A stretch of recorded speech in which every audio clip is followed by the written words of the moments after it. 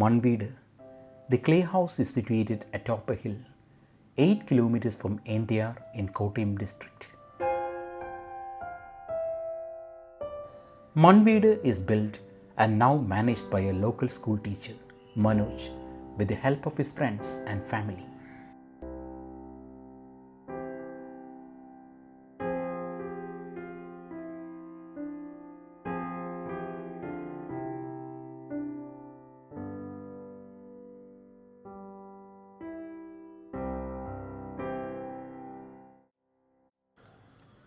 Faiz Ahmed Faiz, one of the most celebrated writers of the Urdu language.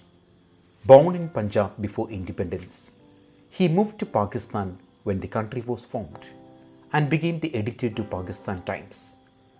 Inspired by the writings of Karl Marx, Faiz became an avowed Marxist. He was put in prison for his alleged role in overthrowing the Liaquat government. After 4 years in prison, he came out and soon became the most important figure in Pakistan literary world. He received the Lenin Prize in 1962. Faiz died in the year 1984 and was posthumously given the highest civilian award of the country, Nishani Pakistan, in the year 1990.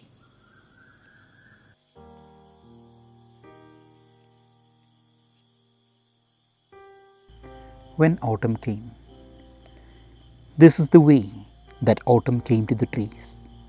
It stripped them down to the skin, left their ebony bodies naked. It shook out their hearts, the yellow leaves, scattered them over the ground. Anyone could trample them out of shape, undisturbed by a single moan of protest.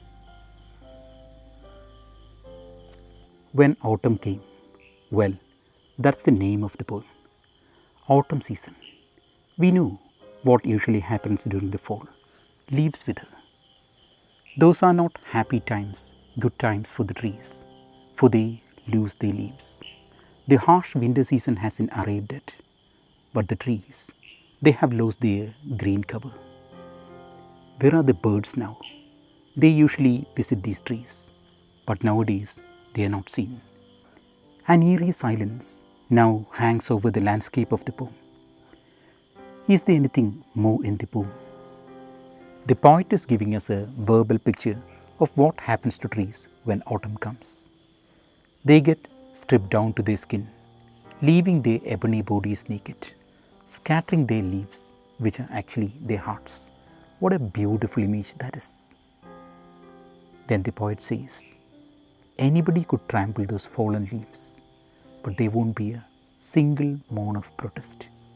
That voice of protest, or rather the lack of it, takes the poem to a different level. Maybe the poet has in his mind the situation when a colonial or an authoritarian force takes over a country of poor people. What will happen then? Those people, they will get stripped down to their skin, leaving their ebony bodies naked. There goes their sense of dignity. Ebony bodies. That expression reminds us of a dark time when slave trade was a way of life. Then the poet says, you can trample those fallen people or fallen leaves, but there won't be a single moan of protest. What a shame. The birds that herald dreams were exiled from their songs. Each voice torn out from its throat, they dropped into the dust even before the hunter strung his bow. From time eternal, writers and artists, they see in those birds, in their flights, in their songs, something related to freedom. But just look at the birds in the poem. What happens to them? They are banished from their own songs, the poet says, and their voices are torn out from their throats, reason why they are so silent. But the most pathetic picture is not that. The poet says, even before the hunter strings his bow and takes aim, those birds, those poor birds, they drop dead to the dusty ground.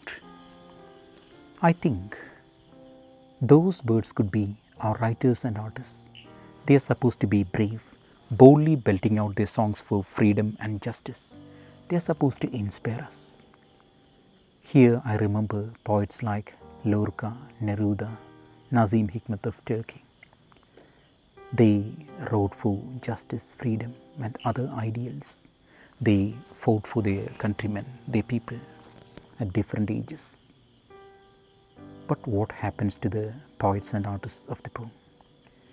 The authorities needn't have to lift their little finger even before that. Those songs, they have fallen silent. Those birds, they drop dead to the dusty ground. There is not even a meek fight. This is abject surrender. Here are the last lines of the poem. O God of me, have mercy. Bless these withered bodies with the passion of your resurrection. Make their dead veins flow with blood again. Give some tree the gift of green again. Let one bird sing. That is a humble request to the Almighty. Have mercy, he pleads. The poet wants God to infuse the passion of resurrection into their withered bodies, even though they have succumbed. That resurrection, that's a biblical reference. Jesus Christ comes to your mind. He also wants God to make their dead veins flow with blood again. That blood could be the blood of revolt, protest, revolution. Maybe the poet is standing on a desolate land, a barren and silent country, without a hint of green, without a note of song, nothing, only silence.